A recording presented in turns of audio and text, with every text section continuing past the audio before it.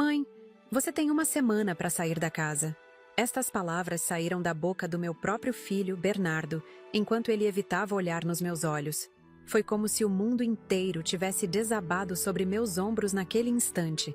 A casa que construí tijolo por tijolo, onde plantei cada flor do jardim, onde guardava cada memória dos últimos 40 anos da minha vida. Eu, Margarida Fontana, aos 67 anos, estava sendo expulsa do meu próprio lar pelo filho que embalei em meus braços por tantas noites. As lágrimas embaçaram minha visão enquanto eu tentava compreender o que estava acontecendo. Ao lado dele, Patrícia, minha nora, mantinha um sorriso contido nos lábios, enquanto sua mãe, Isolda, já media os cômodos com os olhos, provavelmente imaginando onde colocaria seus móveis. Aquele momento ficou gravado na minha memória como uma fotografia dolorosa que nunca se apaga. O inverno em Gramado sempre foi rigoroso, mas nenhum frio se compara ao que senti no meu coração naquela tarde. Lembro de olhar pela janela e ver os pinheiros cobertos de geada, a neblina baixa cobrindo as montanhas da Serra Gaúcha. Essa mesma paisagem que por tantos anos me trouxe paz, agora parecia tão indiferente à minha dor. Nós já encontramos um apartamento pequeno para você, mais fácil de cuidar, disse Patrícia, com sua voz sempre controlada e aquele tom falsamente preocupado. É o melhor para todos, principalmente para você, Dona Margarida. Sempre desconfiei das intenções de Patrícia desde o dia em que Bernardo a trouxe para conhecer a família. Seus olhos percorriam cada detalhe da casa, não com admiração, mas com cobiça. Com o tempo, ela começou a fazer pequenas observações. Essa casa é grande demais para uma senhora sozinha. Esse estilo germânico está tão ultrapassado. Imagina como seria maravilhoso modernizar tudo isso. Palavras que pareciam inocentes, mas que plantavam sementes na cabeça do meu filho. Bernardo nem sempre foi assim.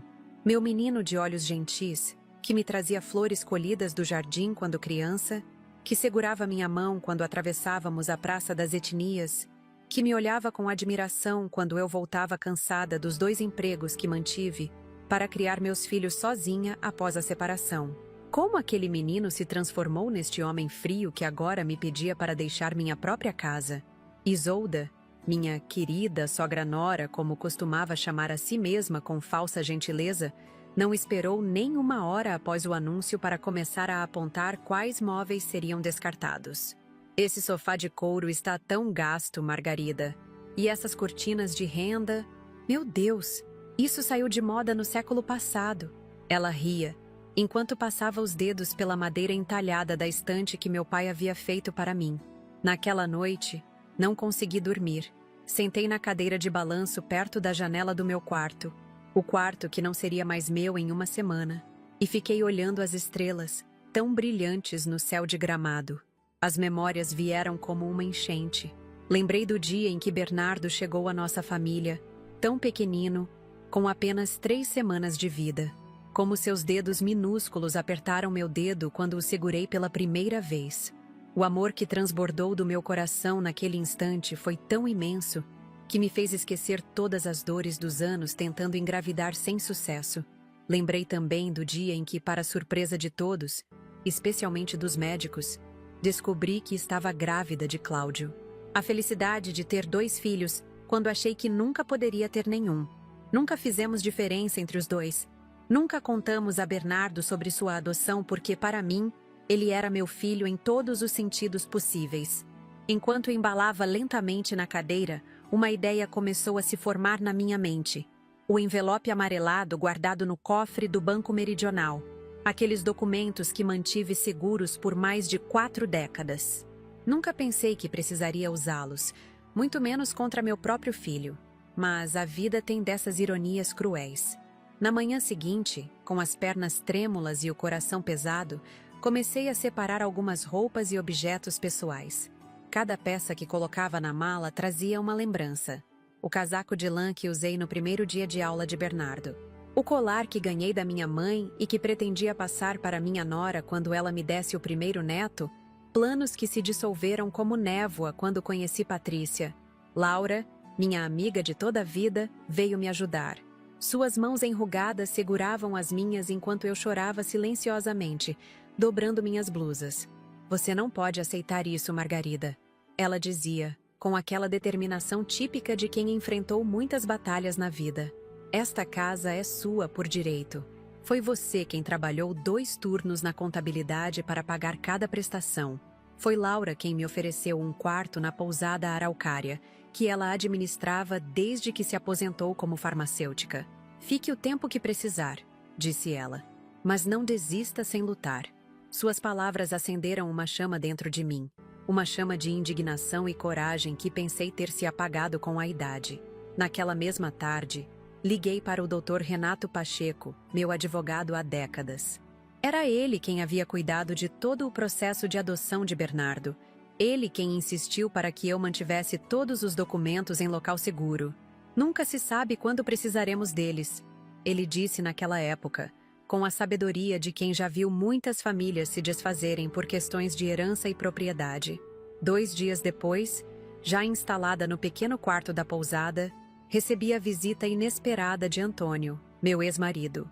Apesar de todos os desentendimentos que nos levaram à separação, ele parecia genuinamente indignado com o que Bernardo havia feito. Não criamos nosso filho para ser esse tipo de homem, ele disse, sentado na beira da cama, observando minhas poucas posses empilhadas em um canto. Você se lembra de como ele era sensível, Margarida? Como ficava triste quando via um animal abandonado na rua?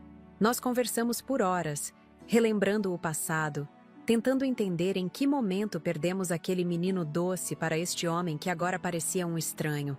Foi durante essa conversa que soubemos, através de seu germano, que Bernardo e Patrícia planejavam uma comemoração de 5 anos de casamento no restaurante Fogo Gaúcho. É o momento perfeito, disse Antônio, seus olhos brilhando com determinação. Vamos buscar aquele envelope no banco. Nos dias que se seguiram, preparei-me emocionalmente para o que estava prestes a fazer. Não era apenas uma questão de recuperar minha casa. Era sobre restaurar minha dignidade, sobre fazer meu filho lembrar de quem ele realmente era, antes de se deixar corromper pela ganância de Patrícia e Isolda. Meu neto Mateus, que na época tinha 16 anos, veio me visitar escondido. Ele sempre foi mais parecido comigo do que com os pais. Tinha aquela mesma sensibilidade que Bernardo demonstrava na infância. Vó, não tá certo o que eles fizeram, ele disse segurando minhas mãos. A mãe e a avó Isolda estão mudando tudo na casa. Jogaram fora aquela colcha que você fez. O pai não disse nada, só fica calado o tempo todo. Suas palavras me cortaram como navalha, mas também fortaleceram minha resolução. Não era apenas por mim que eu precisava lutar, mas também por Mateus, para mostrar a ele que algumas coisas na vida são sagradas, como o respeito pelos mais velhos, a gratidão por quem nos criou, a honestidade nas relações familiares. Na manhã da comemoração, vesti meu melhor conjunto, um terninho azul marinho que guardava para ocasiões especiais. Prendi meus cabelos brancos em um coque elegante e coloquei as pérolas que foram da minha mãe. O envelope amarelado estava seguro em minha bolsa. Dr. Renato confirmou que me encontraria no restaurante.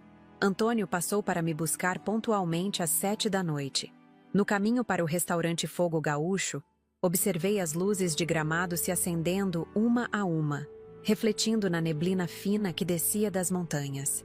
Meu coração batia tão forte que eu podia senti-lo na garganta. Não era vingança o que eu buscava, mas justiça. E talvez, no fundo do meu coração de mãe, uma esperança tênue de que, ao revelar a verdade guardada por tantos anos, eu pudesse de alguma forma recuperar não apenas minha casa, mas também meu filho. Você já se perguntou até onde iria para proteger o que é seu por direito? Já sentiu a dor da traição vinda de quem você mais ama no mundo? De onde você é? Aqui em Gramado, onde o frio congela até os ossos nos dias de inverno, aprendi que nenhum frio é mais doloroso que o da ingratidão. Esta é minha história. E estou prestes a contar como um simples envelope guardado por 4 décadas mudou tudo. Ainda me lembro do dia em que compramos o terreno onde construiríamos nossa casa. Era primavera em Gramado. As hortênsias começavam a desabrochar por toda parte, colorindo a cidade com seus tons de azul e rosa. Antônio e eu éramos jovens. cheios de sonhos e planos. Caminhamos de mãos dadas pelo terreno vazio, imaginando onde ficaria cada cômodo, onde plantaríamos as árvores, como seria o jardim. Ele apontava para um canto e dizia: "Ali faremos o quarto das crianças." Eu sorria, escondendo a dor que aquelas palavras traziam, pois após 3 anos de casamento e inúmeras consultas médicas, os especialistas haviam sido claros. Eu não poderia engravidar. Nossa casa foi construída tijolo por tijolo, com o dinheiro que economizávamos mês a mês. Antônio trabalhava na vinícola de seu pai em Bento Gonçalves, viajando todos os dias, enquanto eu me dedicava ao escritório de contabilidade no centro de Gramado. Nas noites e fins de semana, nós mesmos pintávamos as paredes, instalávamos prateleiras, plantávamos flores no jardim. Cada detalhe daquela casa carregava nossa história, nosso suor, nossas esperanças. Quando finalmente nos mudamos, o quarto que havíamos designado para as crianças permaneceu vazio, como um lembrete constante do que não podíamos ter. Foi Antônio quem primeiro mencionou a adoção. Lembro-me exatamente de suas palavras, ditas numa noite fria enquanto tomávamos chocolate quente na varanda. "Margarida, existem tantas crianças precisando de amor no mundo. Talvez possamos dar um lar a uma delas." A ideia floresceu em meu coração como uma semente há muito tempo adormecida. Começamos o processo de adoção, que se arrastou por meses entre papeladas e entrevistas. Quando estávamos quase desistindo, recebemos o telefonema que mudaria nossas vidas. Uma assistente social nos informou sobre um bebê recém-nascido, um menino cujos pais biológicos não tinham condições de criá-lo. Ele tinha apenas 3 semanas de vida. Nunca esquecerei o momento em que o segurei pela primeira vez. Era tão pequeno, tão frágil, com uma penugem dourada no topo da cabeça e olhos azuis que mais tarde se tornariam castanhos como os de Antônio. Quando seus dedinhos apertaram meu polegar, senti que ele já era meu filho em todos os sentidos possíveis. Demos a ele o nome de Bernardo, em homenagem ao meu pai. Os primeiros anos foram de pura alegria. Bernardo era um bebê tranquilo, que sorria facilmente e chorava pouco. Conforme crescia, demonstrava uma sensibilidade incomum para uma criança. Lembro-me dele aos 4 anos, parando no meio da calçada para ajudar uma minhoca a voltar para a terra, com tanto cuidado como se fosse o mais precioso dos seres. Ou de como ele guardava parte do seu lanche para dar a um coleguinha da escola que vinha sempre sem merenda. Quando Bernardo completou 5 anos, o inesperado aconteceu. Descobri que estava grávida. Os médicos não conseguiam explicar como. Depois de tantos anos sendo informada da impossibilidade, eu havia concebido. Chamamos aquela gravidez de nosso pequeno milagre. Cláudio nasceu numa tarde chuvosa de outubro, trazendo consigo um arco-íris que surgiu logo após o parto, como um presságio de dias felizes. Nunca fizemos qualquer distinção entre nossos filhos. Para nós, Bernardo e Cláudio eram igualmente amados, igualmente nossos. Decidimos não contar a Bernardo sobre sua adoção naquele momento, acreditando que o faríamos quando ele fosse mais velho, quando pudesse compreender que ser escolhido não o tornava menos nosso filho. O tempo passou, e o momento certo nunca pareceu chegar. Ele era tão integrado à família, tão parte de nós, que a verdade foi sendo postergada até se tornar um segredo guardado num envelope amarelado no fundo de um cofre. O casamento com Antônio começou a se deteriorar quando os meninos entravam na adolescência. Não houve grandes brigas ou traições, apenas um afastamento lento e silencioso, como 2 margens de um rio que vão se distanciando com o tempo. Quando finalmente nos separamos, foi com a maturidade de quem reconhece que alguns amores têm prazo de validade. Antônio mudou-se definitivamente para Bento Gonçalves para administrar a vinícola da família, que crescia rapidamente. A casa em Gramado ficou para mim e os meninos. Uma decisão que ele tomou sem hesitar. "Esta casa sempre foi mais sua do que minha, Margarida", ele disse enquanto assinávamos os papéis. "Foi você quem escolheu cada detalhe, quem fez dela um verdadeiro lar." O que nenhum de nós poderia imaginar é que, décadas mais tarde, aquela decisão se tornaria o centro de uma tempestade familiar. Com a separação, assumi 2 empregos para manter a casa e garantir uma boa educação para meus filhos. Durante o dia, trabalhava no escritório de contabilidade. À noite, dava aulas de matemática financeira num curso técnico. Chegava em casa exausta, mas nunca deixei de preparar o jantar, de revisar as lições de casa dos meninos, de ouvir suas histórias e preocupações do dia. Bernardo sempre foi o mais apegado a mim. Enquanto Cláudio tinha o espírito aventureiro do pai, meu primogênito herdou minha sensibilidade, meu gosto pela leitura, minha tendência a observar o mundo com olhos contemplativos. Aos 18 anos, quando terminou o ensino médio, ele hesitou em sair de Gramado para estudar.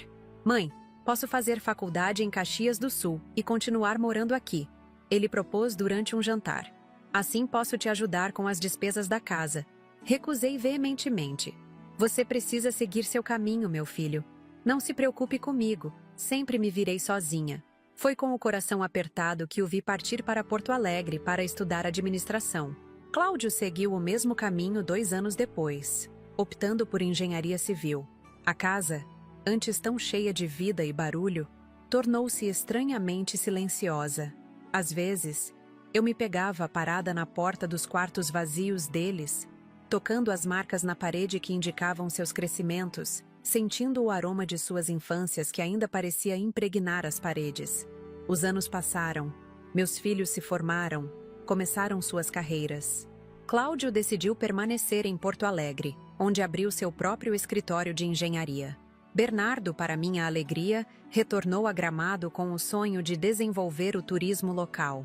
Foi durante esse período que ele conheceu Patrícia, uma jovem gerente de marketing que trabalhava para uma grande rede de hotéis. Ainda me lembro da primeira vez que a vi. Ela era indiscutivelmente bonita, com cabelos negros perfeitamente alinhados e olhos verdes que pareciam calcular cada movimento. Bernardo a trouxe para um almoço de domingo, claramente ansioso para que eu a aprovasse. Preparei meu tradicional galeto com polenta, receita que herdei de minha avó italiana. Patrícia mal tocou na comida. Não como carboidratos, ela explicou com um sorriso educado demais. Preciso manter a forma. Tentei não me ofender. Tentei vê-la pelos olhos apaixonados do meu filho. Durante o almoço, percebi como seus olhos percorriam cada detalhe da casa. Não com admiração, mas com uma espécie de avaliação crítica. Quando Bernardo a levou para conhecer o jardim, ouvi-a comentar: "É charmoso, de um jeito antiquado." Naquele mesmo dia, enquanto lavava a louça, Bernardo se aproximou e perguntou ansiosamente: "E então, mãe, o que achou dela?" Hesitei, escolhendo cuidadosamente minhas palavras. "Ela parece determinada." "É isso o que você quer, filho?" Ele riu, interpretando minha hesitação como uma aprovação tímida. "Ela é incrível, mãe. Tão focada, tão decidida. Sabe exatamente o que quer da vida." O que eu não sabia então, mas viria a descobrir da pior maneira possível, é que o que Patrícia queria era muito mais do que meu filho. Ela queria o que havíamos construído. O namoro deles foi rápido, intenso. Em menos de 1 ano, Bernardo anunciou o noivado. O casamento foi grandioso, muito além do que podíamos pagar. Foi Isolda, mãe de Patrícia, quem insistiu na extravagância. "Minha filha merece uma cerimônia digna de princesa", ela declarou durante os preparativos. Isolda era a versão mais velha e mais agressiva de Patrícia. A mesma beleza calculada, o mesmo olhar avaliador, mas sem o verniz de educação que a filha ainda mantinha. Depois do casamento, Bernardo e Patrícia alugaram um apartamento no centro de Gramado. Nos primeiros meses, ele ainda vinha me visitar regularmente, trazia flores, perguntava sobre meu dia. Lentamente, essas visitas foram se tornando mais raras, mais breves. Quando vinham jantar, Patrícia sempre tinha algum comentário sobre a casa. "Essas cortinas bloqueiam tanta luz, dona Margarida. Esse sofá deve ser tão difícil de limpar, não é? Uma casa tão grande para uma pessoa só? Deve dar tanto trabalho." Cada comentário parecia inofensivo isoladamente, mas juntos formavam um padrão que só percebi tarde demais. Quando Patrícia engravidou de Mateus, pensei que as coisas melhorariam. Afinal, eu seria a avó, um novo capítulo se abriria em nossas vidas. Mateus nasceu em uma noite de inverno particularmente fria. Corri para o hospital assim que Bernardo me ligou. carregando um cobertor azul que havia tricotado durante meses. Quando segurei meu neto pela primeira vez, senti o mesmo amor avassalador que experimentei ao segurar meus filhos. Seus olhos, ainda indefinidos entre o azul e o castanho, pareciam me reconhecer de alguma forma ancestral. Durante os primeiros anos de Mateus, tive a alegria de participar ativamente de sua criação. Patrícia, ansiosa para retornar ao trabalho, frequentemente o deixava comigo. Aquelas horas eram preciosas. Eu lia histórias para ele, ensinava-o a plantar sementes no jardim, cantava as mesmas canções de ninar que cantei para seu pai. Mateus era esperto, curioso, com aquela mesma sensibilidade que caracterizava Bernardo na infância. Tudo começou a mudar quando Isolda se divorciou e vendeu sua loja de roupas, que enfrentava dificuldades financeiras há anos.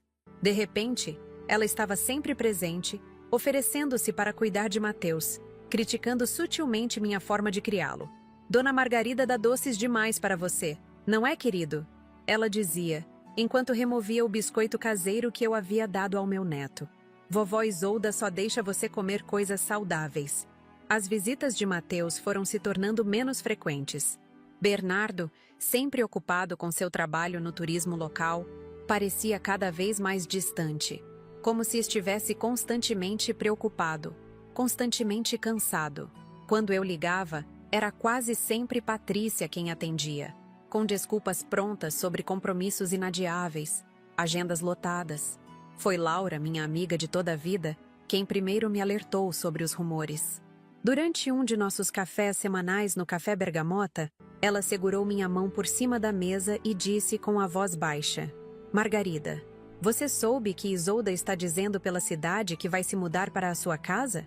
Que você está ficando velha demais para cuidar de tudo sozinha?" Ri, incrédula. "Laura, isso é absurdo. Bernardo nunca permitiria tal coisa." Mas a semente da dúvida havia sido plantada. Comecei a observar mais atentamente, a notar como Patrícia e Isolda mediam os cômodos com os olhos durante suas raras visitas, como cochichavam entre si enquanto apontavam para os móveis. Numa tarde de domingo, Mateus, então com 15 anos, veio me visitar sozinho. Estava mais alto, sua voz começando a engrossar, mas seus olhos mantinham aquela doçura que sempre me lembrava seu pai na mesma idade. "Vó", ele disse enquanto me ajudava a regar as plantas do jardim, "você sabia que a mãe e a avó Isolda estão falando de reformar essa casa? Elas dizem que quando você não estiver mais aqui, vão modernizar tudo." Senti um frio na espinha. "E seu pai? O que ele diz sobre isso?" Mateus deu de ombros, constrangido. "Ele não diz nada, vó. Ultimamente, ele não diz nada sobre quase tudo." Naquela noite não consegui dormir. Fiquei pensando em como Bernardo havia mudado, em como aquele menino sensível e gentil parecia ter desaparecido, substituído por um homem que permitia que sua esposa e sogra planejassem o futuro de uma casa que nem sequer lhes pertencia. Uma casa que, legalmente, estava apenas em meu nome. Na manhã seguinte tomei uma decisão. Fui até o Banco Meridional, onde mantinha minha conta desde que me casei, e pedi para verificar o conteúdo do meu cofre. O gerente, que me conhecia há décadas, trouxe pessoalmente a caixa metálica. Dentro dela, entre joias de família e documentos importantes, estava o envelope amarelado que guardava há mais de 40 anos. Com mãos trêmulas, abri-o e reli os papéis da adoção de Bernardo.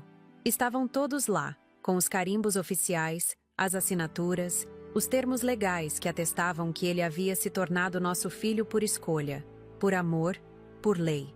Junto a eles, estava a escritura original da casa, registrada exclusivamente em meu nome. Guardei o envelope na bolsa e liguei para o Dr. Renato Pacheco. Marcamos um encontro para aquela mesma tarde em seu escritório. Quando cheguei, ele já me esperava com café recém-coado e biscoitos de canela que sua secretária sabia serem meus favoritos. "Margarida", ele disse após ouvir minhas preocupações, "você está certa em se precaver. Infelizmente, já vi situações semelhantes muitas vezes. Filhos que, influenciados por cônjuges, acabam tomando decisões que jamais tomariam sozinhos. O que devo fazer, Renato? Confrontá-los?" Mostrar a Bernardo que sei o que estão planejando? Ele ajustou os óculos e me olhou com a seriedade de quem conhece os meandros da natureza humana. Por enquanto, nada. Mantenha esses documentos seguros. Se suas suspeitas estiverem corretas, em algum momento eles mostrarão suas verdadeiras intenções. E então, só então, você terá que decidir se usa essa informação. Saí do escritório com o coração pesado, mas de alguma forma mais preparada. Nas semanas que se seguiram, tentei agir normalmente. Tentei acreditar que estava enganada, que meu filho jamais permitiria que me magoassem dessa forma. Até que, numa quinta-feira comum, a campainha tocou. Abri a porta para encontrar Bernardo, Patrícia e Isolda, todos com expressões ensaiadas de falsa preocupação. Foi então que ouvi aquelas palavras que jamais imaginei ouvir do meu próprio filho. Mãe, você tem uma semana para sair da casa. O resto, você já conhece.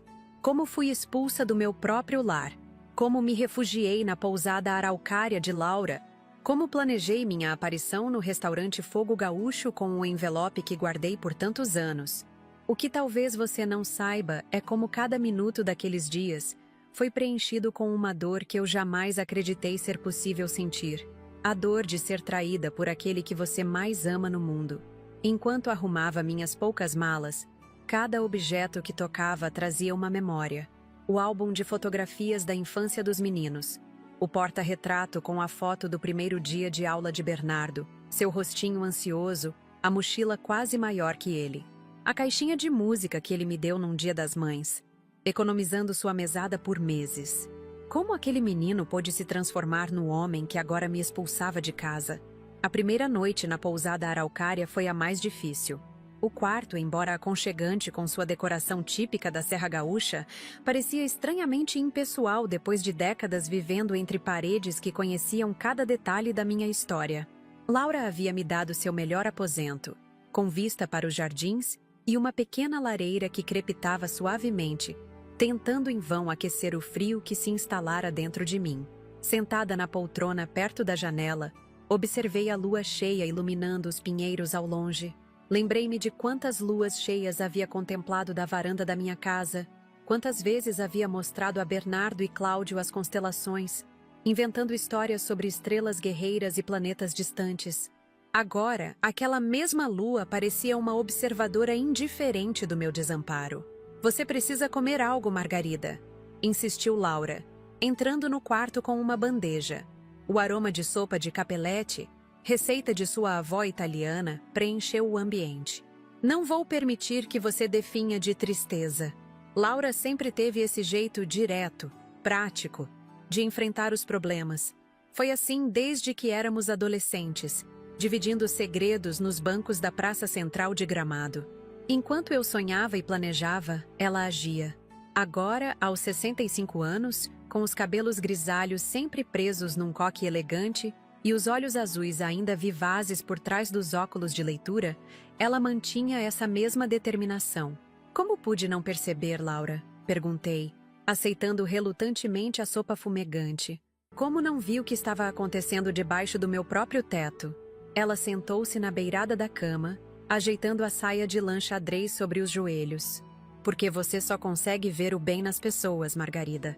Especialmente quando se trata dos seus filhos. Ela fez uma pausa, escolhendo as palavras. E Patrícia é muito habilidosa em manipular. Ela tem enganado esta cidade inteira com aquele sorriso perfeito e aquelas doações estratégicas para eventos comunitários. Era verdade. Nos últimos anos, Patrícia havia construído uma imagem impecável em Gramado. Organizava campanhas de agasalho no inverno, participava ativamente da decoração de Natal, sentava-se na primeira fila da igreja aos domingos. Quem ousaria acreditar que por trás daquela fachada de perfeição existia uma mulher capaz de expulsar a sogra idosa de sua própria casa? O Bernardo que eu conheci, que eu criei, jamais faria isso? Murmurei, mais para mim mesma que para Laura. O Bernardo que você conheceu ainda está lá, em algum lugar, ela respondeu, apertando minha mão.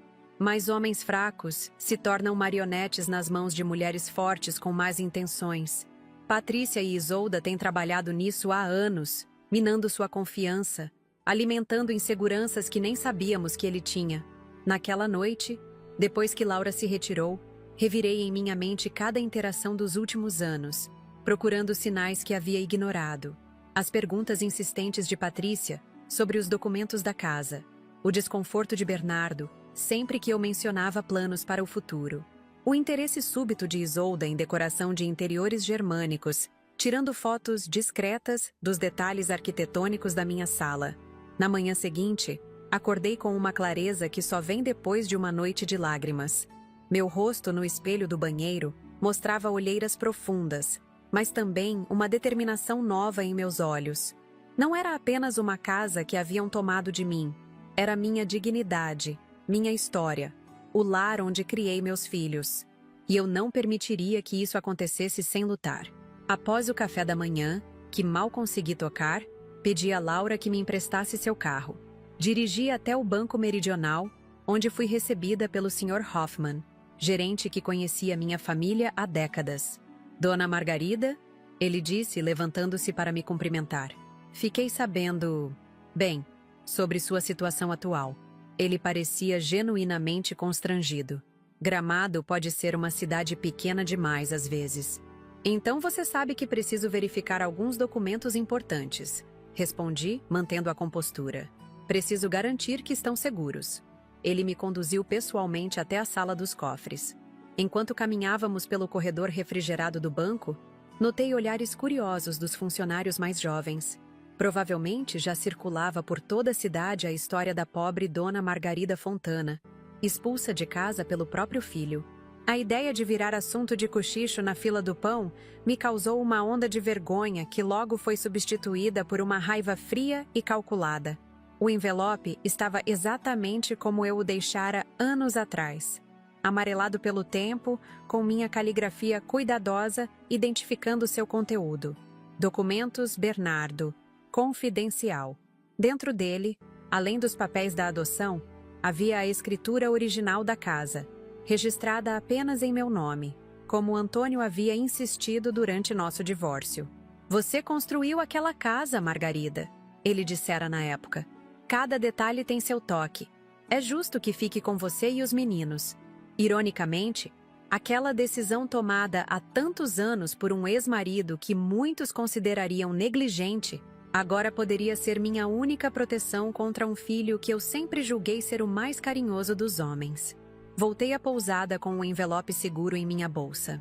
Laura havia saído para resolver questões administrativas. Então aproveitei a solidão para ligar para Dr. Renato Pacheco. Sua secretária, Dona Jurema, atendeu com sua eficiência habitual. Ele está em audiência, Dona Margarida, mas deixou instruções para encaixá-la em sua agenda assim que ligasse. Pode vir às 3 horas? Agradeci e desliguei, sentindo uma pontada de gratidão por essas pequenas gentilezas que pareciam mais preciosas agora que meu mundo havia desmoronado. Aproveitei as horas livres para organizar o pouco que havia trazido comigo. 2 malas de roupas, uma caixa com álbuns de fotografias, o chale de crochê que minha mãe fizera, a coleção de miniaturas de casas típicas germânicas que colecionava desde jovem. Objetos que carregavam fragmentos da minha identidade, mas que pareciam tristemente insuficientes para reconstruir uma vida. O escritório de advocacia Pacheco e Associados ocupava um casarão restaurado na Avenida Borges de Medeiros, com vista para o vale. Dr. Renato, aos 58 anos, mantinha a elegância discreta e a inteligência perspicaz que o tornavam um dos advogados mais respeitados da região. Quando entrei em sua sala, ele se levantou imediatamente, contornando a escrivaninha de madeira maciça para me receber. Margarida, disse, tomando minhas mãos entre as suas. Sinto muito pelo que está acontecendo. Genuinamente. Havia uma sinceridade em seus olhos castanhos que me comoveu. Ele havia cuidado de todos os aspectos legais da adoção de Bernardo.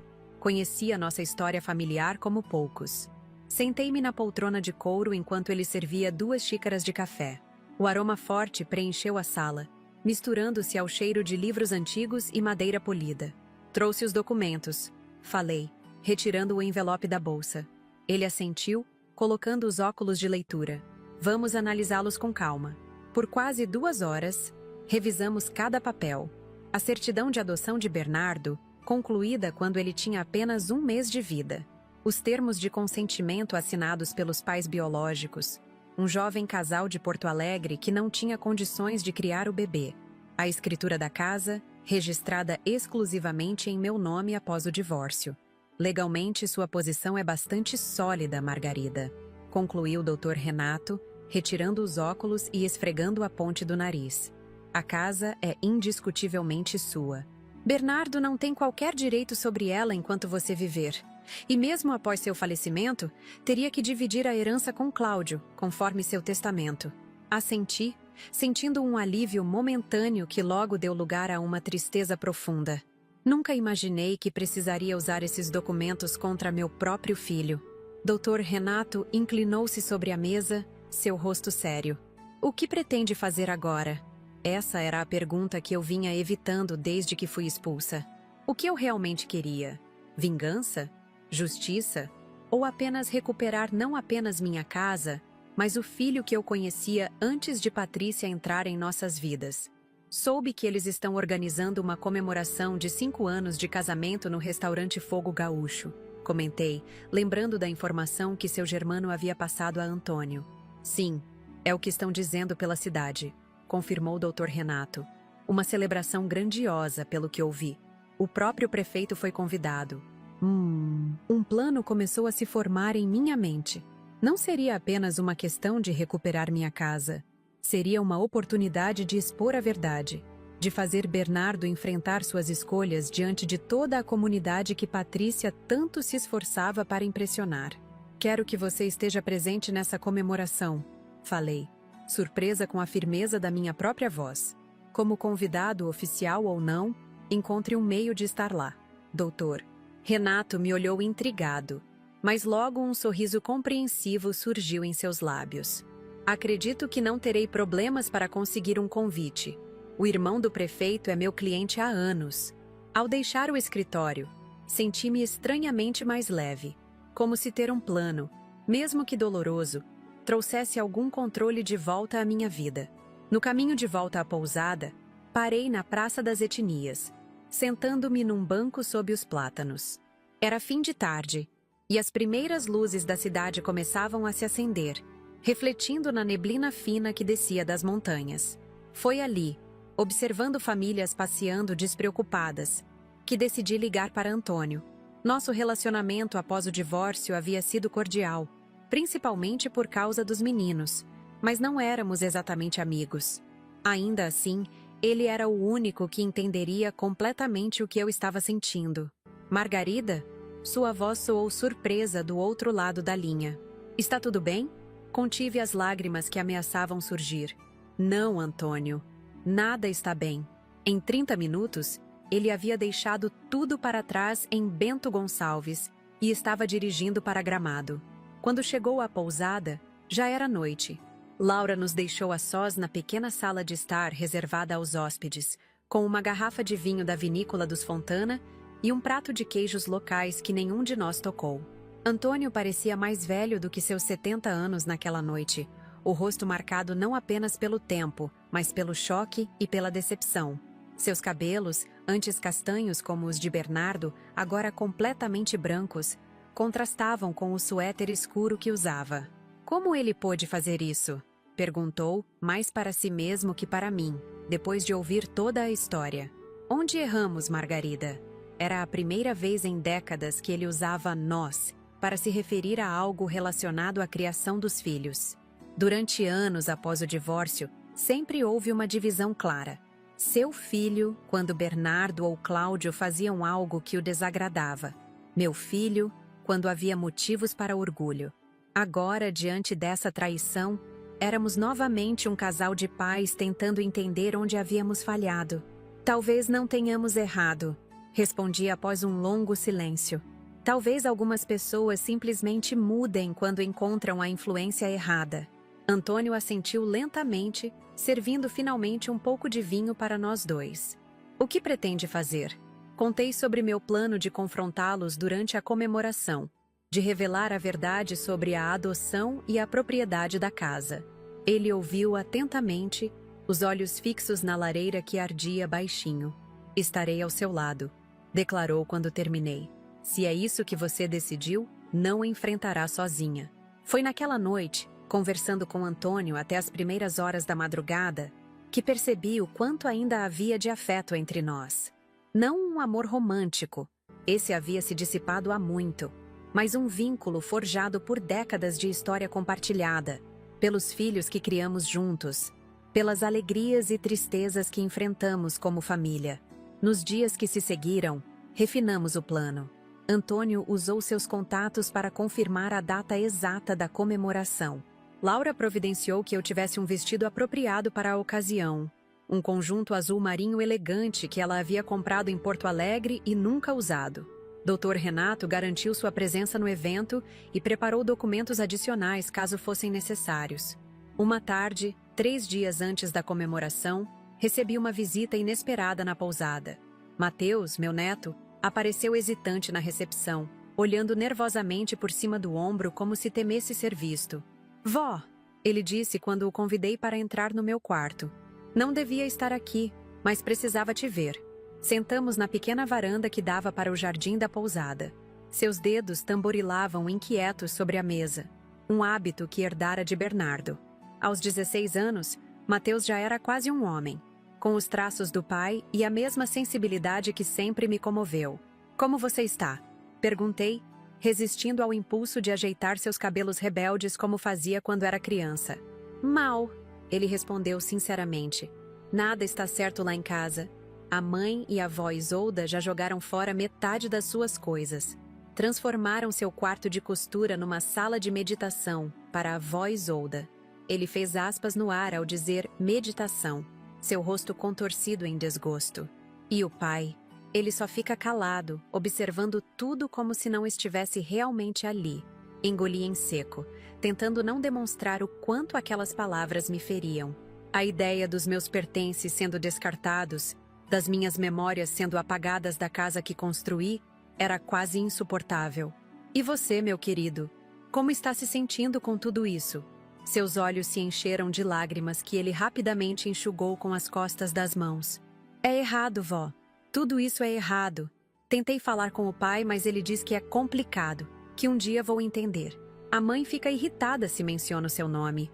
Diz que você manipulou todo mundo durante anos, que a casa deveria ter sido dividida quando vocês se divorciaram. Mateus, falei suavemente, há coisas sobre nossa família que você não sabe, que ninguém sabe. E em breve, tudo virá à tona. Ele me olhou intrigado, mas não pressionou por detalhes. Em vez disso, tirou algo do bolso da jaqueta, um pequeno embrulho em papel de seda. Consegui salvar isso antes que jogassem fora, disse, entregando-me o pacote. Achei que você ia querer ter de volta. Dentro estava o pequeno anjo de porcelana que ficava na minha mesa de cabeceira, presente de Bernardo quando ele tinha 8 anos. Ele havia economizado sua mesada por meses para comprá-lo numa feira de artesanato. Para proteger seus sonhos, mãe. Ele havia dito ao me entregar, com aquele sorriso cheio de dentes faltando que eu jamais esqueceria. As lágrimas que vinha contendo finalmente escaparam. Abracei meu neto com força, sentindo nele a bondade que um dia definira seu pai. Obrigada, meu amor. Isso significa muito para mim. Quando Mateus partiu, prometi a mim mesma que o que faria não seria apenas por mim, mas também por ele, para mostrar-lhe que a injustiça não deve ser tolerada, mesmo quando vem de quem amamos. Na noite anterior à comemoração, não consegui dormir. Fiquei à janela do meu quarto na pousada, observando as estrelas e organizando mentalmente o que diria, como reagiria às diversas possibilidades. Imaginei o rosto de Bernardo ao descobrir que era adotado, a expressão de Patrícia ao perceber que seus planos haviam sido frustrados, o choque dos convidados diante da cena. Mas principalmente, pensei no depois. No que aconteceria quando a poeira baixasse, quando os convidados fossem embora, quando restássemos apenas nós, uma família despedaçada por segredos e traições. Haveria caminho de volta? Bernardo poderia um dia me perdoar por nunca ter contado sobre sua adoção? Eu poderia perdoá-lo por ter me expulsado de casa? Na manhã da comemoração, acordei com uma estranha calma. Tomei um longo banho, deixando a água quente levar embora o cansaço da noite mal dormida. Sequei meticulosamente meus cabelos brancos, prendendo-os num coque elegante como faziam as matriarcas da minha família. Vesti o conjunto azul marinho que Laura havia me emprestado. Coloquei as pérolas que foram da minha mãe, as mesmas que usei no batizado de Bernardo no meu casamento em todos os momentos importantes da minha vida. O envelope amarelado, agora guardado numa pasta de couro para protegê-lo, pesava em minha bolsa como um testemunho silencioso de décadas de amor e sacrifício. Antônio chegou pontualmente às 7 para me buscar, elegante em seu terno escuro. O perfume amadeirado trazendo memórias de um passado distante. "Está pronta?" perguntou, oferecendo-me o braço como nos velhos tempos. Assenti, sentindo uma determinação que não sabia que ainda possuía aos 67 anos. "Vamos recuperar nossa casa. E talvez, se tivermos sorte, também nosso filho." Enquanto o carro de Antônio serpenteava pelas ruas iluminadas de Gramado em direção ao restaurante Fogo Gaúcho, meus pensamentos viajavam 4 décadas no passado. O envelope em minha bolsa não continha apenas documentos. Guardava uma história de amor que começou numa tarde chuvosa de abril, quando o telefone tocou em nossa casa recém-construída. Eu estava sozinha, organizando livros na estante da sala, quando atendi a ligação que mudaria nossas vidas para sempre. Era a doutora Heloísa, a assistente social que acompanhava nosso processo de adoção.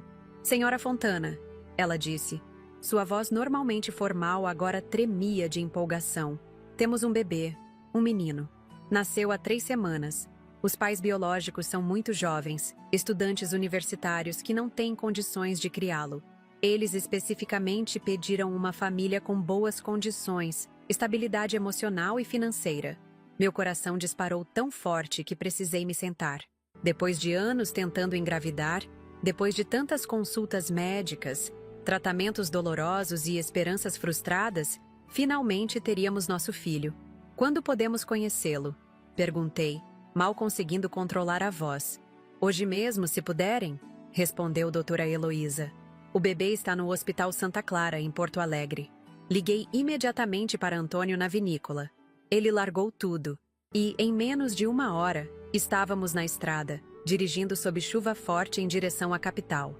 Durante todo o percurso, planejávamos como seria o quarto do bebê, discutíamos nomes, imaginávamos como seria seu rosto.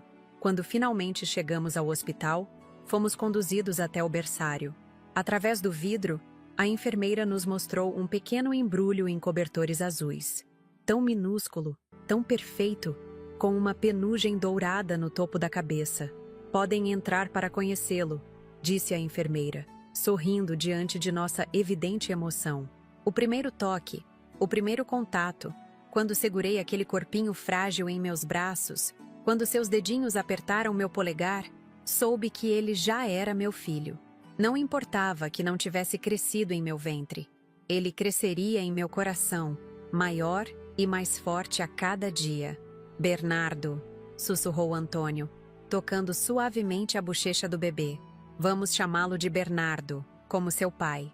Os procedimentos legais levaram algumas semanas para serem concluídos. Tínhamos que comparecer ao fórum, assinar documentos, receber visitas da assistente social. Dr. Renato, então um jovem advogado recém-formado, cuidou de todos os detalhes legais. "Guardem esses documentos com muito cuidado", ele nos aconselhou quando finalmente recebemos a certidão de adoção oficial. "Um dia, quando o momento for adequado, vocês podem querer contar a verdade ao Bernardo." Esse momento adequado nunca pareceu chegar. Quando Bernardo era pequeno, consideramos que era muito cedo. Na adolescência, tememos que a revelação pudesse desestabilizá-lo numa fase já naturalmente turbulenta. Depois veio a separação, a faculdade, sua carreira, o casamento com Patrícia.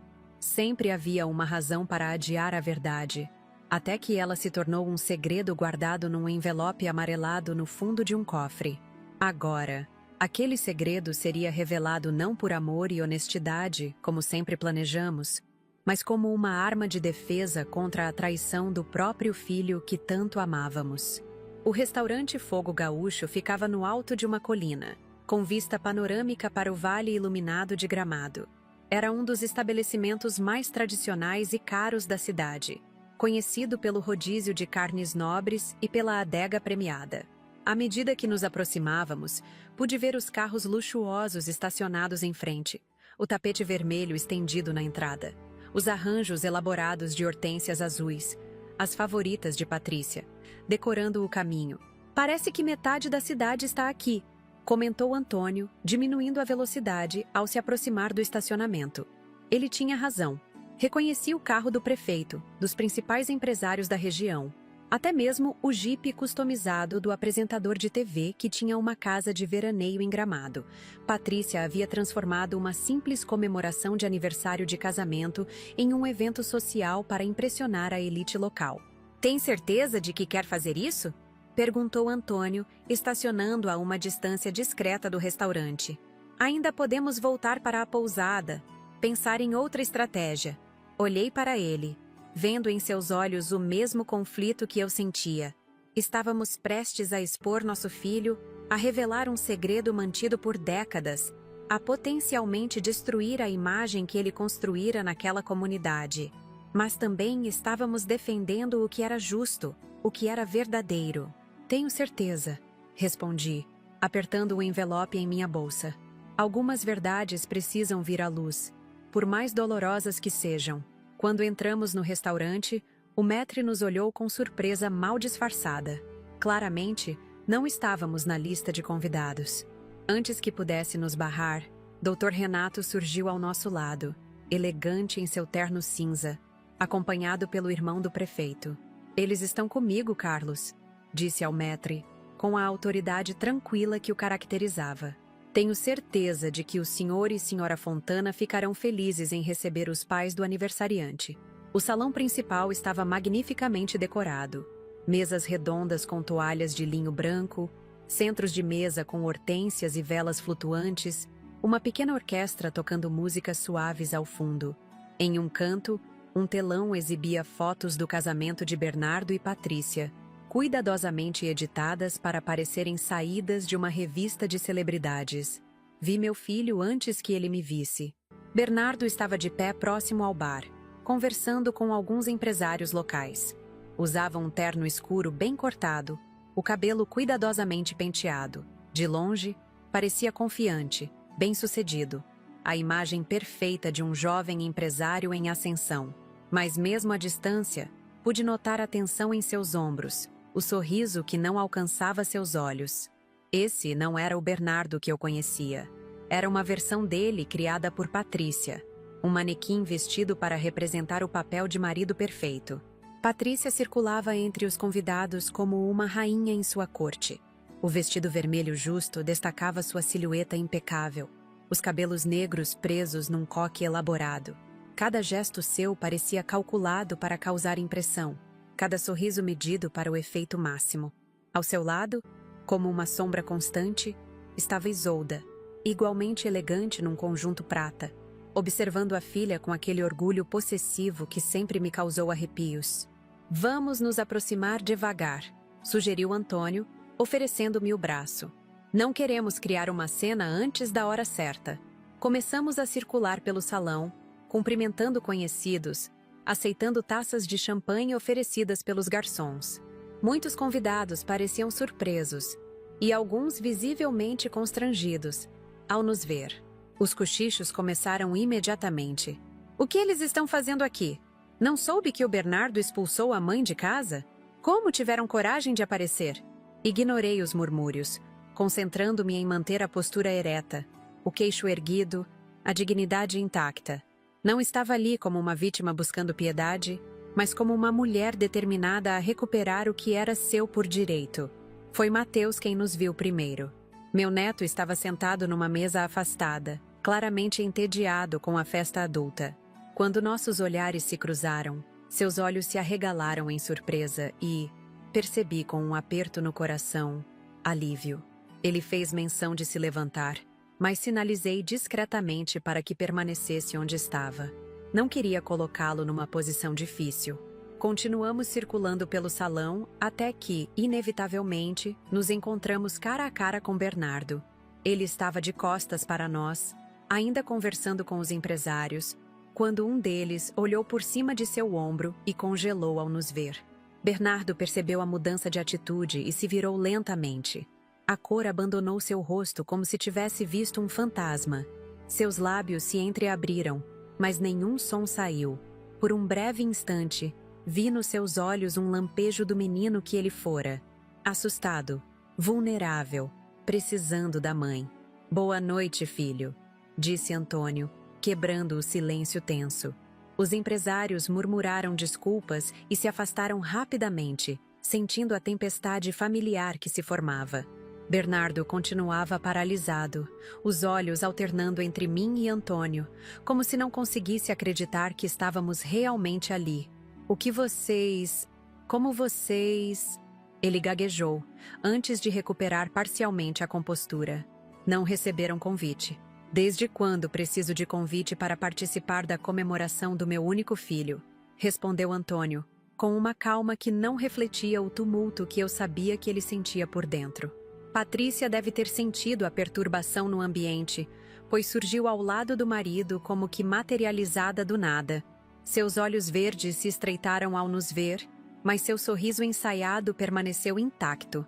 "Dona Margarida, Sr. Antônio", ela disse com falsa cordialidade. "Que surpresa! Inesperada! Imagino que seja", respondi, mantendo a voz firme. Surpresas parecem ser uma especialidade da família ultimamente. Isolda se juntou ao grupo, posicionando-se estrategicamente ao lado da filha. Seu rosto normalmente composto traía irritação evidente. "Acho que houve algum mal-entendido com os convites", ela disse, olhando diretamente para o maître como se o culpasse pela nossa presença. "Talvez possamos conversar sobre isso, em particular?" Entendi imediatamente a intenção: nos afastar do salão principal, minimizar o potencial escândalo público, talvez até nos convencer a sair discretamente. Exatamente o que eu não permitiria que acontecesse. "Na verdade", respondi, elevando ligeiramente a voz para que os convidados próximos pudessem ouvir, "viemos trazer nosso presente de aniversário de casamento. Algo que guardei por mais de 40 anos. A expressão de Patrícia oscilou entre confusão e desconfiança. Bernardo parecia cada vez mais desconfortável, os olhos percorrendo nervosamente o salão, provavelmente calculando quantos de seus convidados importantes estavam observando a cena. "Não precisavam se incomodar", disse ele finalmente, tentando aparentar normalidade. "Podiam ter enviado depois." "Não, filho", interveio Antônio, sua voz carregando uma autoridade que raramente demonstrava. "Este é um presente que precisa ser entregue pessoalmente." Nesse momento, notei que Dr. Renato havia se aproximado discretamente, posicionando-se estrategicamente ao meu lado. Sua presença me deu a coragem final que precisava. "Talvez devêssemos nos sentar", sugeriu Patrícia, tentando retomar o controle da situação. "Temos uma mesa reservada para a família." "Excelente ideia", concordei, para sua evidente surpresa. Fomos conduzidos até uma mesa grande próxima ao centro do salão. Isolda fez uma última tentativa de nos direcionar para um canto mais discreto, mas Antônio, com uma firmeza surpreendente, insistiu na mesa principal. Mateus, percebendo a movimentação, aproximou-se timidamente e sentou-se ao meu lado, ignorando o olhar reprovador de sua mãe. Quando todos estavam acomodados, Bernardo visivelmente tenso, Patrícia mantendo seu sorriso artificial, Isolda praticamente fuzilando-me com os olhos, coloquei o envelope sobre a mesa. "Como eu dizia", comecei, mantendo a voz calma apesar do coração acelerado, "este é um presente que guardei por mais de 40 anos. Algo que sempre planejei entregar ao Bernardo quando o momento fosse adequado." "Mãe", interrompeu Bernardo, seu tom quase suplicante, "podemos fazer isso depois? É nossa comemoração de casamento." "Sim, é uma comemoração", concordei, olhando diretamente nos olhos dele. "Uma celebração de família. E é sobre família que precisamos conversar." Com dedos que surpreendentemente não tremiam, abri o envelope e retirei o primeiro documento. A certidão de adoção de Bernardo, com seu nome original, Gabriel, riscado e substituído pelo nome que escolhemos para ele. "Bernardo", falei suavemente. Há algo que seu pai e eu deveríamos ter contado há muito tempo. Algo que mantivemos em segredo não por vergonha ou por qualquer motivo negativo, mas porque para nós nunca fez diferença. Para nós, você sempre foi nosso filho em todos os sentidos possíveis. Deslizei o documento pela mesa até ele. Bernardo o pegou com expressão confusa, que rapidamente se transformou em choque à medida que seus olhos percorriam as palavras oficiais, os carimbos, as assinaturas. "O que é isso?" perguntou Patrícia, inclinando-se para ler por cima do ombro dele. "É uma certidão de adoção", respondeu o Dr. Renato em meu lugar, sua voz profissional e calma, atestando que Bernardo Fontana, nascido Gabriel Soares, foi legalmente adotado por Antônio e Margarida Fontana em 12 de abril de 1982, quando tinha exatamente 3 semanas e 2 dias de vida. O silêncio que se seguiu foi tão profundo que pude ouvir o tilintar dos talheres nas mesas distantes, o suave murmúrio da orquestra que continuava tocando, alheia ao drama que se desenrolava. Isso não pode ser verdade", balbuciou Bernardo, seu rosto pálido como papel. "Eu me pareço com vocês. Tenho os olhos do pai, o sorriso da mãe. Todos sempre disseram isso." "Coincidência", respondeu Antônio gentilmente. "Ou talvez o fato de ter crescido conosco, observando nossas expressões, nossos gestos. Os filhos frequentemente se parecem com os pais que os criam, mesmo sem laços de sangue. Por que nunca me contaram?"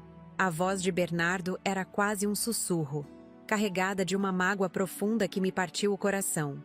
"No início você era muito pequeno para entender", expliquei, a emoção finalmente se manifestando em minha voz. "Depois, quando Cláudio nasceu, tememos que você se sentisse diferente, menos amado. Na adolescência, você já estava passando por tantas mudanças. E então, o tempo foi passando e o momento certo nunca pareceu chegar." 42 anos, disse ele, olhando para o documento como se fosse algo alienígena. 42 anos de mentiras. "Não, filho", corrigiu Antônio firmemente. 42 anos de amor. O fato de não termos contado sobre a adoção não muda o fato de que você sempre foi, e sempre será, nosso filho. Patrícia, que permanecera incomumente silenciosa, finalmente se manifestou. Sua voz tinha um tom calculista que não tentou disfarçar. "Isso significa que Bernardo não é realmente um Fontana? Legalmente falando?" Dr. Renato inclinou-se ligeiramente para a frente. "Pelo contrário, senhora Fontana. A adoção é plena e irrevogável. Bernardo é legal e legitimamente filho de Antônio e Margarida para todos os efeitos." "Incluindo herança?" persistiu ela, deixando clara sua verdadeira preocupação. Foi minha vez de retirar o segundo documento do envelope. A escritura da casa.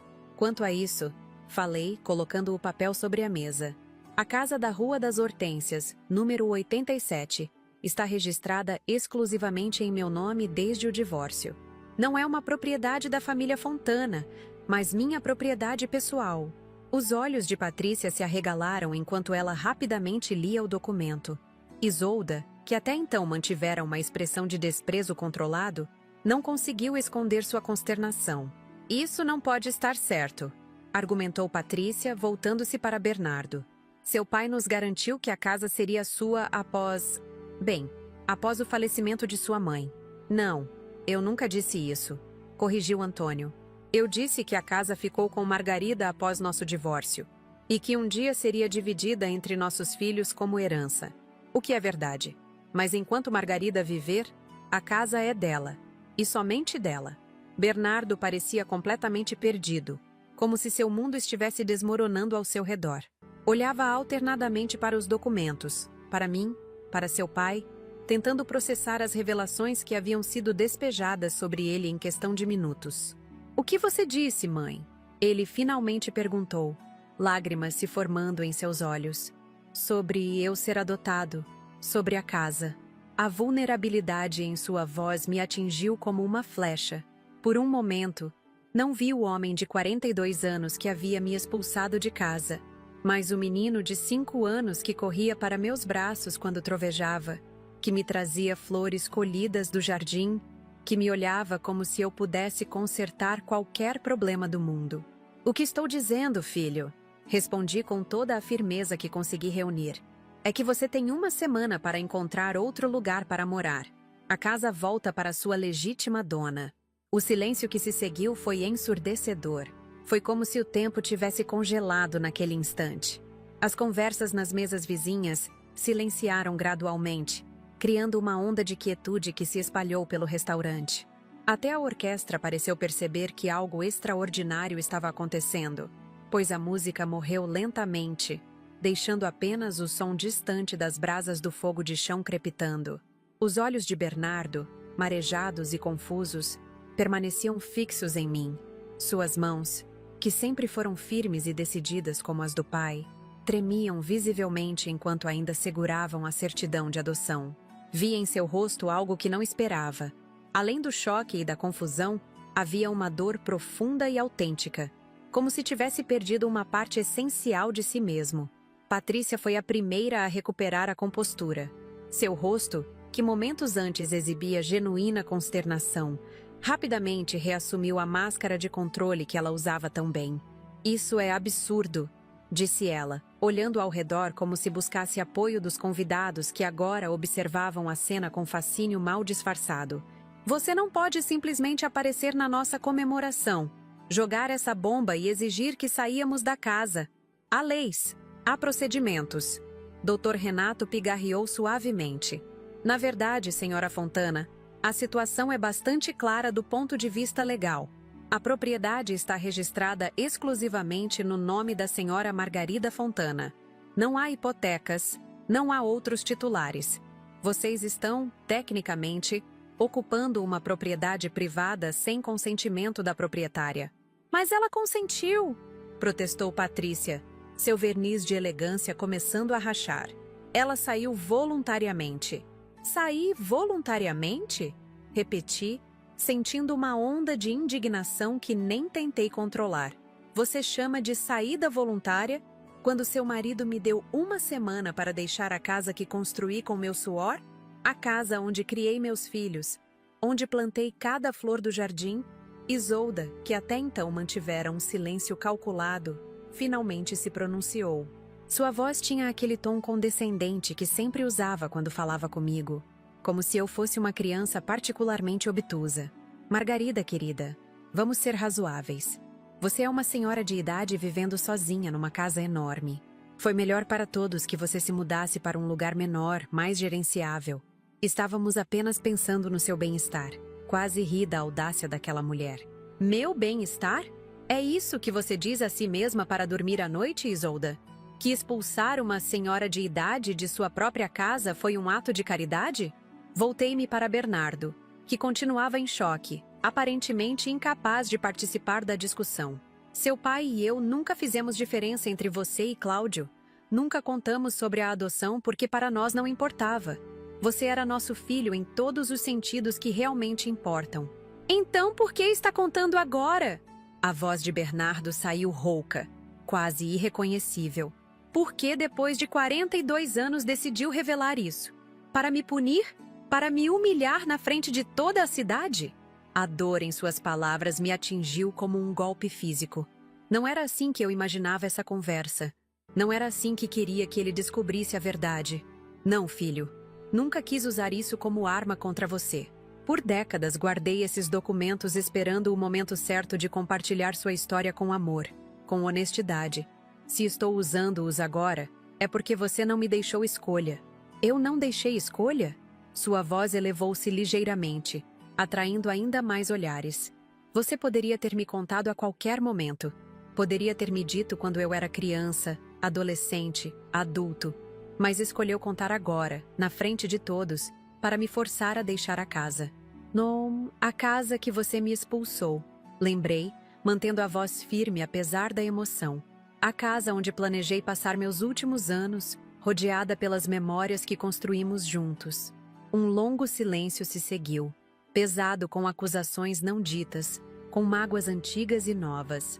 Antônio, que observara a troca com expressão grave, finalmente se manifestou. Sua voz, normalmente tranquila, carregava uma autoridade que raramente demonstrava. "Bernardo, Você tem todo o direito de estar magoado por não termos contado sobre sua adoção antes. É uma falha nossa, e assumimos essa responsabilidade. Mas não tente desviar o assunto. A questão aqui é que você expulsou sua mãe de casa. Você, o menino que chorava quando via um filhote abandonado na rua, que guardava parte do seu lanche para dar ao coleguinha que não tinha, que ficava acordado quando sua mãe chegava tarde dos 2 empregos que mantinha para nos sustentar. As palavras de Antônio pareceram atingir Bernardo como um raio. Seu rosto, antes pálido de choque, agora se contraía numa expressão de vergonha genuína.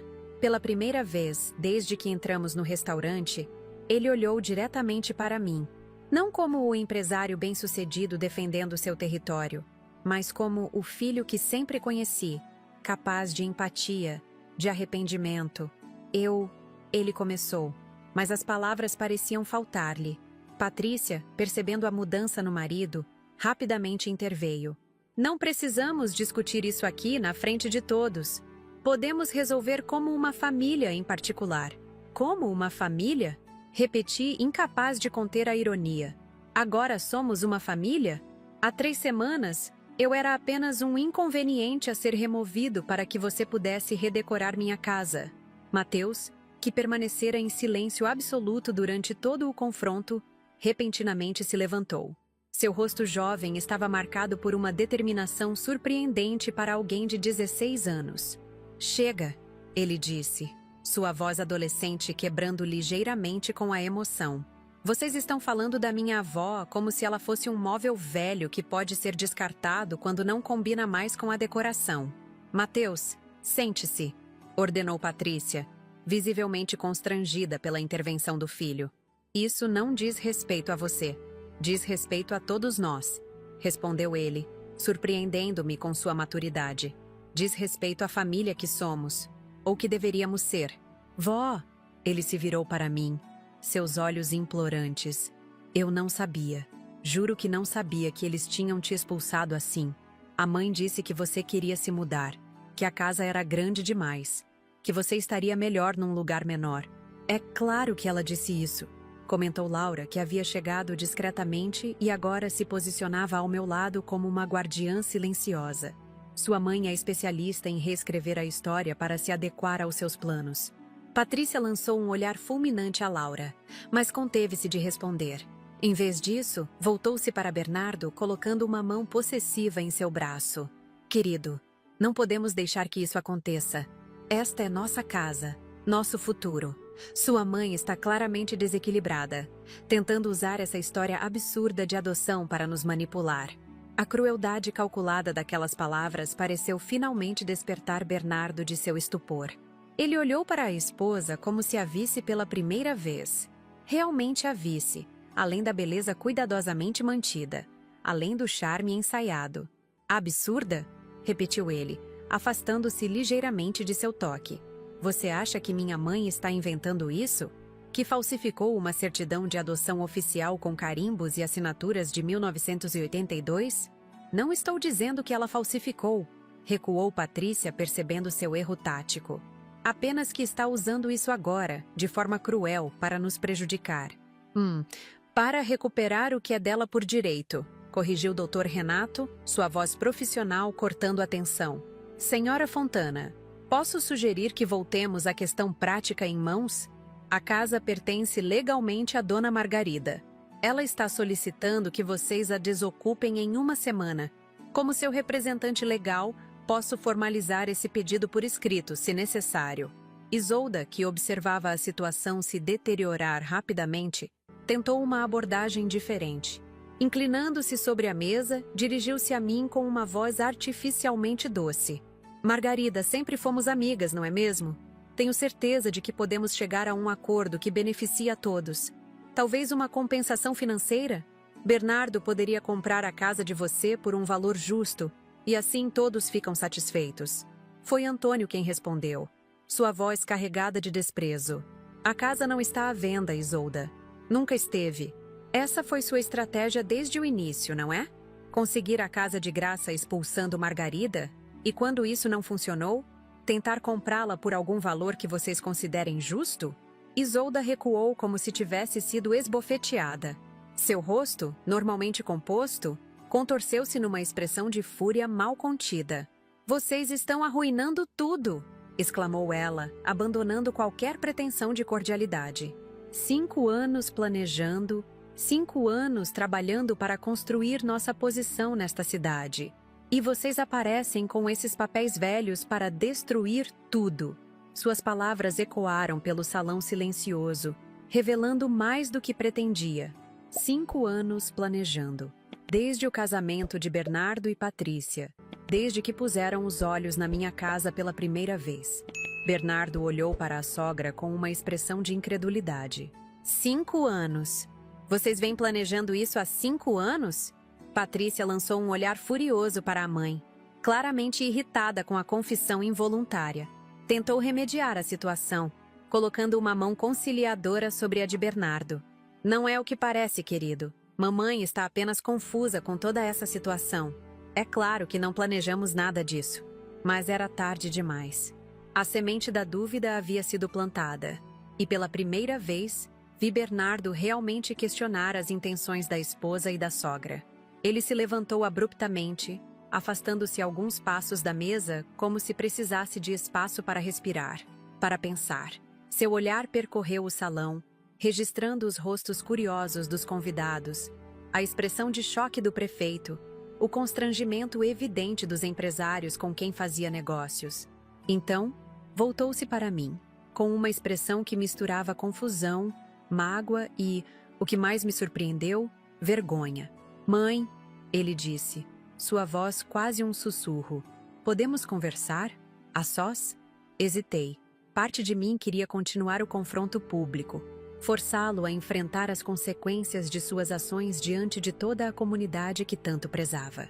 Mas outra parte, a parte que ainda o via como meu menino, meu filho que se perdera temporariamente, ansiava por essa reconciliação, mesmo que pequena. "Claro", respondi finalmente, levantando-me com toda a dignidade que consegui reunir.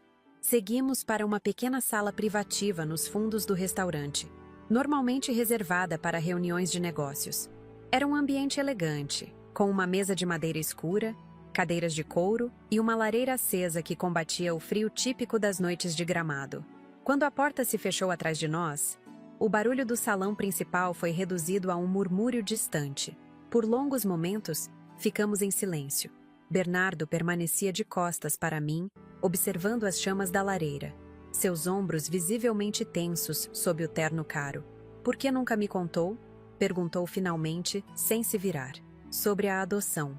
Por que esperar 42 anos?" Aproximei-me cautelosamente, parando a alguns passos dele. "No início, você era muito pequeno. Depois, quando Cláudio nasceu, tememos que você se sentisse diferente, menos nosso. Na adolescência, bem, você se lembra como foi difícil aquela fase. Depois veio a faculdade, sua carreira, o casamento." Fiz uma pausa, buscando as palavras certas. A verdade é que sempre esperamos o momento perfeito, e ele nunca pareceu chegar. Bernardo se virou lentamente, seu rosto marcado por uma emoção que não consegui decifrar completamente. "Tenho lembranças, fragmentos de conversas que ouvi quando criança. Você e o pai falando baixinho sobre contar a ele algum dia. Sempre achei que fosse sobre o divórcio, sobre os problemas de vocês. Deveríamos ter sido mais cuidadosos", admiti, "ou mais corajosos, para contar a verdade desde cedo." Ele passou a mão pelos cabelos, num gesto que me lembrou tanto Antônio, que quase sorri. "Quem são eles?" "Meus pais biológicos?" Um casal jovem de Porto Alegre, estudantes universitários que não tinham condições de criar um bebê. Soubemos apenas o básico. Ele estudava engenharia, ela letras. Eram muito jovens, pouco mais de 20 anos. "Eles não me queriam?" A vulnerabilidade em sua voz partiu meu coração. "Não é que não te queriam, filho. Eles não podiam te criar. Há uma diferença enorme. Foram responsáveis o suficiente para reconhecer suas limitações e garantir que você tivesse uma família que pudesse te dar tudo o que merecia." Bernardo assentiu lentamente, processando a informação. "E você? Você me queria?" A pergunta me pegou desprevenida com sua simplicidade, sua profundidade. Aproximei-me mais, resistindo ao impulso de tocá-lo, de abraçá-lo como fazia quando ele tinha pesadelos. Mais do que tudo no mundo, respondi com absoluta certeza. Desde o momento em que soubemos sobre você, desde o primeiro instante em que te segurei nos braços, você era meu filho. Não importava que não tivesse crescido no meu ventre. Você cresceu no meu coração, cada dia maior, mais forte. Vi seus olhos se encherem de lágrimas que ele tentava desesperadamente conter. Eu não sabia, disse ele, quase inaudivelmente. Sobre a casa. Patrícia disse que você queria se mudar, que estava cansada de cuidar de um lugar tão grande sozinha. E você acreditou nela sem sequer me perguntar? Não pude evitar o tom de mágoa na minha voz. Ele baixou os olhos, a vergonha evidente em seu rosto. Ela pode ser convincente. Nos últimos anos, foi ficando cada vez mais difícil questioná-la, discordar dela. É como se, aos poucos, eu tivesse perdido minha própria voz. Reconheci naquelas palavras o padrão clássico de um relacionamento manipulador. Algo que havia testemunhado tantas vezes ao longo da vida em amigas, conhecidas. Nunca imaginei que meu próprio filho, sempre tão seguro de si, pudesse cair nessa armadilha. O que aconteceu com você, Bernardo? Com o menino sensível e gentil que criei, que chorava quando via um animal abandonado, que dividia seu lanche com colegas menos afortunados? Ele ainda está aqui, respondeu ele, tocando o próprio peito. Em algum lugar, debaixo de todas as camadas que Patrícia foi colocando. O homem de negócios, o marido perfeito, o anfitrião impecável, papéis que ela foi me ensinando a desempenhar, até que eu mesmo não sabia mais quem era de verdade.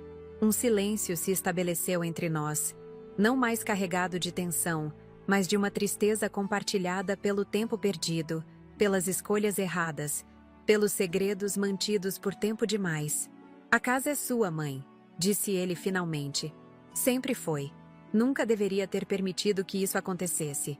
E agora? Perguntei, incerta sobre o que sua declaração significava na prática. Agora? Ele suspirou profundamente. Agora preciso consertar o que posso. Não sei se algum dia você vai me perdoar por ter te expulsado de casa, por ter permitido que Patrícia e Isolda te tratassem daquela forma. Não sei se algum dia vou me perdoar. O perdão leva tempo, respondi honestamente. Para todos nós. Eu também preciso que você me perdoe por não ter contado sobre a adoção antes, por ter usado essa informação como fiz hoje. Bernardo assentiu lentamente. Vou sair da casa. Imediatamente. Não precisa esperar uma semana. E Patrícia? Isolda? Um sorriso triste apareceu em seus lábios. Elas que encontrem seu próprio lugar. Já dominaram minha vida por tempo demais. Quando voltamos ao salão principal, encontramos uma cena surpreendente. A maioria dos convidados havia partido, claramente constrangidos pelo drama familiar exposto. Patrícia estava em pé, gesticulando furiosamente enquanto discutia com o Dr. Renato. Isolda recolhia sua bolsa e chale, o rosto contorcido numa expressão de fúria mal contida. Mateus estava sentado sozinho numa mesa afastada, observando tudo com olhos atentos. Patrícia se virou ao nos ver, imediatamente recompondo sua expressão. Bernardo, querido, finalmente, estava explicando a esse advogado que tudo isso é um mal-entendido que resolveremos em família. Bernardo olhou para a esposa como se a visse realmente pela primeira vez. Além da beleza cuidadosamente mantida, além do charme ensaiado, até o núcleo calculista que ela tentava esconder. Não há mal-entendido, Patrícia, disse ele, sua voz surpreendentemente firme. A casa pertence à minha mãe. Sempre pertenceu. Vamos sair de lá amanhã mesmo. O choque no rosto dela seria quase cômico em outras circunstâncias. O quê? Você não pode estar falando sério. Depois de tudo que construímos, depois de todos os planos que fizemos. Planos que incluíam expulsar minha mãe de sua própria casa? Perguntou ele, um fio de raiva finalmente aparecendo em sua voz. Planos que você e sua mãe vinham elaborando há 5 anos, aparentemente? Patrícia lançou um olhar furioso para Isolda, que teve a decência de parecer constrangida por seu deslize anterior. Você não entende, insistiu Patrícia, mudando para um tom suplicante. Fiz tudo isso por nós, por nossa família, por nosso futuro. Não, você fez por você mesma, corrigiu Bernardo. Por sua imagem, por sua ambição, e eu fui fraco o suficiente para permitir. Virando-se para mim, ele disse com voz clara, para que todos os remanescentes no salão pudessem ouvir: Mãe, a casa é sua. Sempre foi, sempre será. Vou recolher minhas coisas pessoais amanhã e devolver as chaves. Nos dias que se seguiram, Gramado fervilhou com os rumores sobre o que acontecera no restaurante Fogo Gaúcho. A versão mais próxima da verdade espalhou-se rapidamente.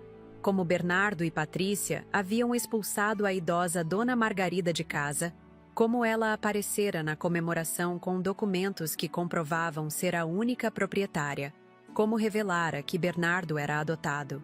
3 dias depois da comemoração, voltei para minha casa.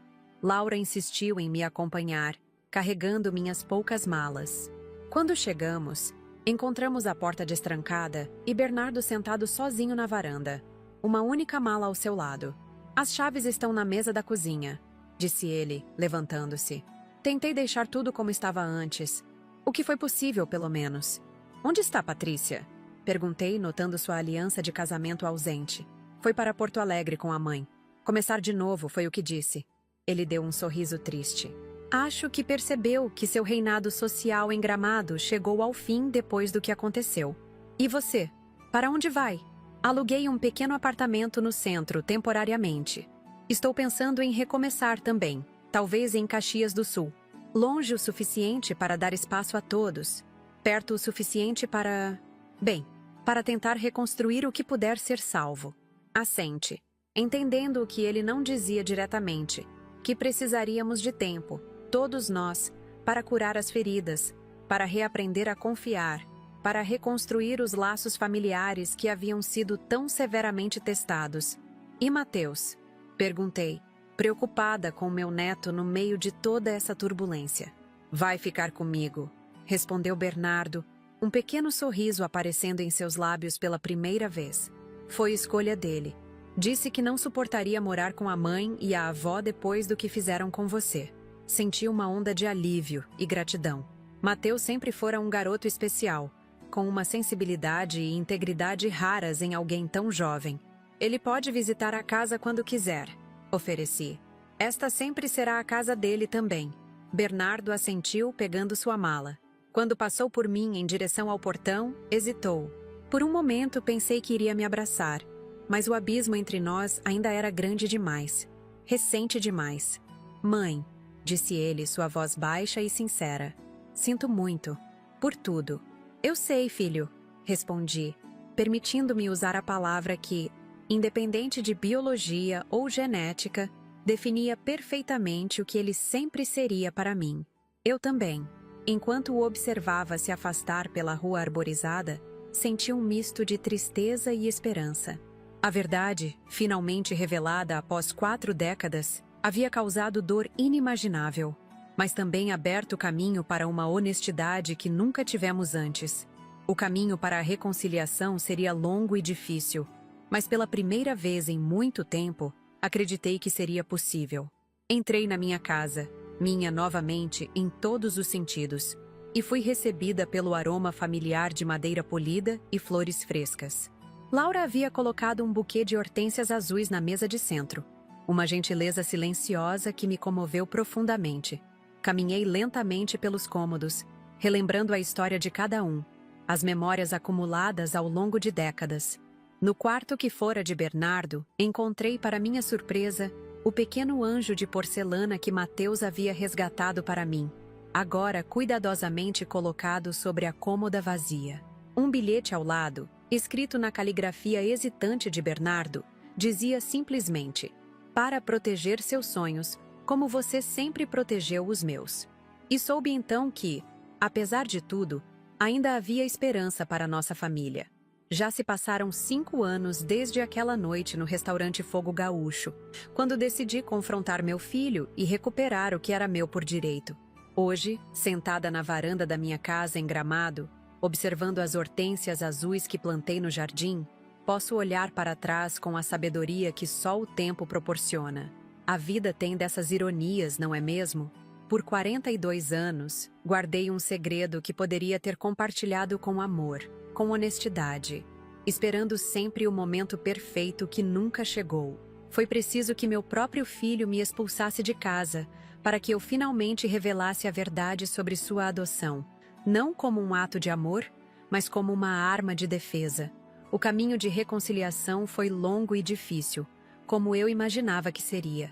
Durante os primeiros meses após o confronto, Bernardo e eu mal conseguíamos sustentar uma conversa sem que o peso dos segredos e das mágoas pairasse entre nós.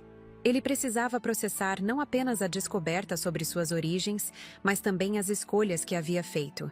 A pessoa em que havia se transformado sob a influência de Patrícia.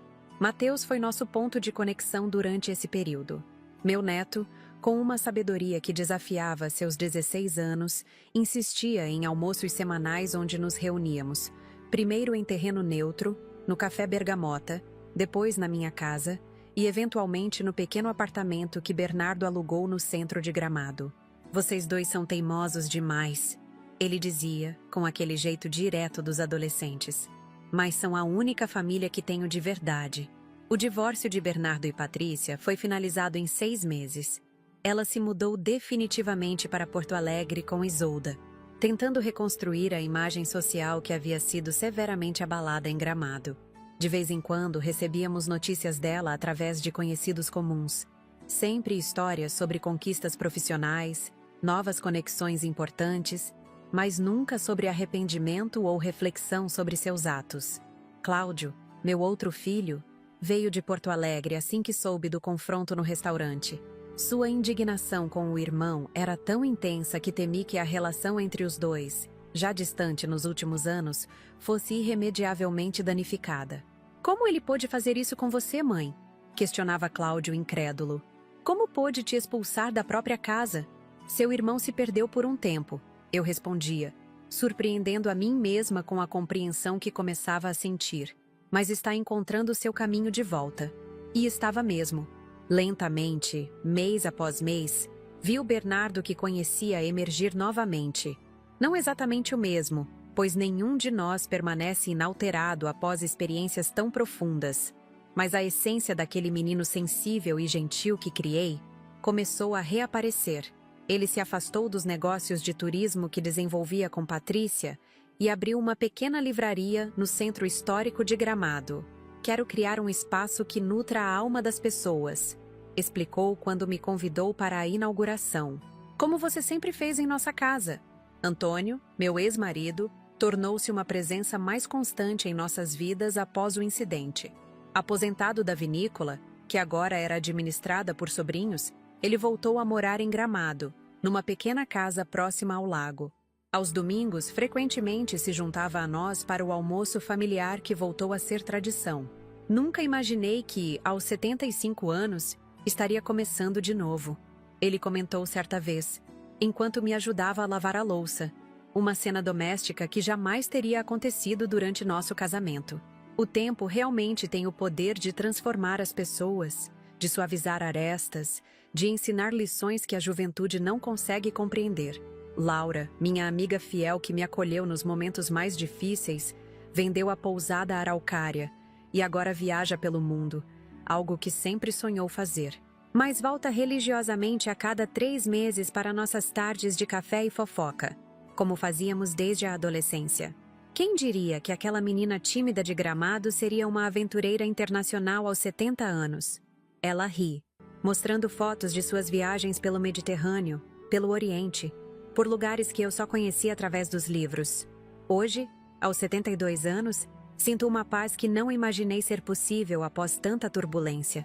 Minha casa voltou a ser um lar, não apenas para mim, mas para toda a família que se reconectou, que aprendeu a difícil lição de que honestidade, por mais dolorosa que seja no momento, é sempre preferível aos segredos que corroem por dentro. Mateus está na faculdade agora, estudando psicologia em Porto Alegre, mas volta todos os fins de semana. "A comida da avó não tem comparação", ele brinca, mas sei que é mais que isso. É o senso de pertencimento, de raízes, que todos precisamos para florescer. Bernardo, após anos de terapia e autorreflexão, finalmente encontrou um equilíbrio. Sua livraria tornou-se um ponto de encontro cultural em Gramado, com saraus e clubes de leitura que atraem tanto moradores quanto turistas. No ano passado, para minha surpresa, ele começou a namorar novamente. Uma professora de literatura da escola local, uma mulher gentil e autêntica, o oposto de tudo que Patrícia representava. Ela me aceita como sou, mãe, ele disse, com aquela vulnerabilidade que pensei ter sido perdida para sempre. Não tenta me moldar em alguém que não sou. Minha história poderia ter terminado de maneira muito diferente. Se não tivesse guardado aquele envelope por tantos anos, se não tivesse tido a coragem de confrontar meu próprio filho naquela noite no restaurante, talvez hoje estivesse vivendo em algum apartamento minúsculo, sozinha com minhas memórias, enquanto Patrícia e Isolda transformavam minha casa em um símbolo de status social. Mas escolhi lutar. Escolhi defender o que era meu, não apenas a propriedade física, mas minha dignidade, meu valor como mãe, como mulher, como ser humano. E nessa luta, acabei recuperando não apenas minha casa, mas também minha família. Se você está assistindo este vídeo no canal Vovó Lembrou, talvez esteja passando por algo semelhante. Uma injustiça familiar, uma traição daqueles que deveriam ser os primeiros a te proteger, um momento em que precisa decidir entre aceitar passivamente ou se levantar e lutar pelo que é seu. Minha mensagem para você é simples. Nunca é tarde demais para defender seu valor. Nunca é tarde demais para exigir respeito. Nunca é tarde demais para recomeçar. A idade nos traz rugas no rosto, mas também nos traz a sabedoria e a coragem que só as experiências da vida podem ensinar. Fazer este vídeo não foi fácil para mim. Reviver esses momentos dolorosos, expor nossa história familiar para milhares de desconhecidos, mas sinto que devia compartilhar, que minha experiência pode dar força a alguém que está passando pelo que passei. Se minha história tocou seu coração, peço que deixe um comentário contando o que achou ou compartilhando sua própria experiência. O que você faria no meu lugar? Teria revelado o segredo da adoção? Teria confrontado seu filho daquela maneira? Suas opiniões e histórias são importantes para mim e para toda a comunidade que estamos construindo aqui no canal. Não se esqueça de se inscrever no Vovó Lembrou para receber mais histórias como a minha.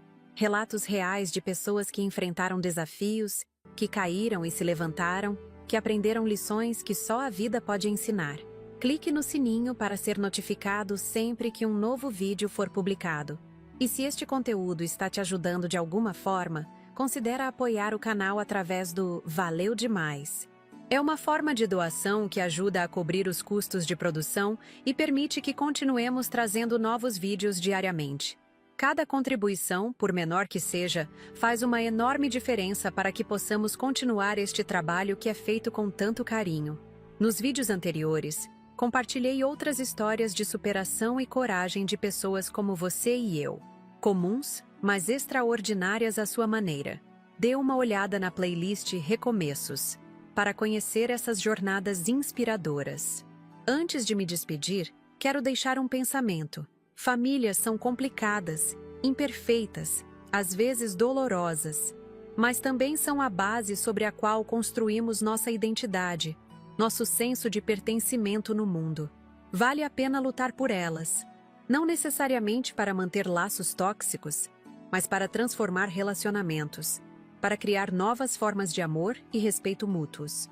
Da minha varanda em Gramado, onde agora posso sentar tranquilamente e observar as estações mudarem, as flores desabrocharem, envio a você, que me assistiu até aqui, meu sincero agradecimento por seu tempo, por sua atenção, por permitir que minha história encontrasse abrigo em seu coração.